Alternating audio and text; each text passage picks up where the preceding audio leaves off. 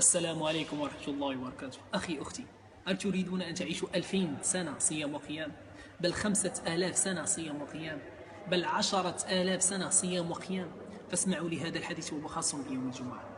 قال رسول الله صلى الله عليه وسلم: من غسل يوم الجمعة واغتسل، ثم بكر وابتكر، ومشى ولم يركب، ودنا من الإمام فاستمع ولم يلغ، كان له بكل خطوة عمل سنة أجر صيامها وقيامها. كان له بكل خطوة عمل سنة أجر صيامها وقيامها. والحديث صحيح، رواه أحمد والترمذي وابن ماجه والنسائي وابن حبان وصححه الألباني. وقال أهل العلم: لم نسمع حديثا أكثر أجر من هذا الحديث. وتفسير من غسل يوم الجمعة واغتسل، قال الشيخ العثيمين رحمة الله عليه: من غسل يوم الجمعة واغتسل أي غسل، نظف جسمه، ثم اغتسل كالغسل الأكبر من الجنابة. وقال الشيخ الألباني في تفسير من غسل يوم الجمعة واغتسل رحمة الله عليه أي غسل كالغسل الأكبر يوم الجمعة، ثم أمر زوجته حتى هي بالغسل الأكبر حتى هي يوم الجمعة. وبكر وابتكر أي خرج باكرا، ومشى ولم يركب، ودنا أي قرب من الإمام فاستمع ولم يلغ، كان له بكل خطوة عمل سنة أجر صيامها وقيامها.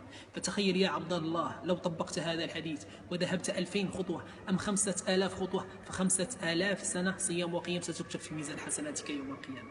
وتخيل لو رجعت كذلك مشيا 5000 أخرى، بل أصبح العدد 10,000 سنة صيام وقيام. وتخيل يا عبد الله الأكثر في ذلك لو نشرته بين الناس، نشرته عبر الواتساب أم عبر اليوتيوب أم بين الناس، فكم لك من الأجر؟ فقد قال رسول الله صلى الله عليه وسلم: خيركم من تعلم شيئا وعلمه. وقال رسول الله صلى الله عليه وسلم: الدال على الخير كفاعله. وقال رسول الله صلى الله عليه وسلم: إذا مات ابن آدم انقطع عمله إلا من 3، ومن بينهم علم ينتفع به. فانشروا هذا الحديث يا أيها الإخوة الكرام، كل يوم الجمعة يكون كأجر كل من طبقه وكل من عمل به. فتخيل لو عمله أناس آخرون وأنت تتزود وأنت لا تدري. وتخيل لو كنت في قبرك وانقطعت عن الدنيا وملذاتها، وحيل بينهم وبين ما يشتهون أي العمل الصالح. فانشروا هذا الحديث وهو من أعظم الأحاديث. وأسأل الله عز وجل أن من نشره أن يفرج الله همه، وأن يقضي دينه، وأن يغفر ذنبه، وأن يرزقه الله الفردوس الأعلى مع النبيين والصديقين،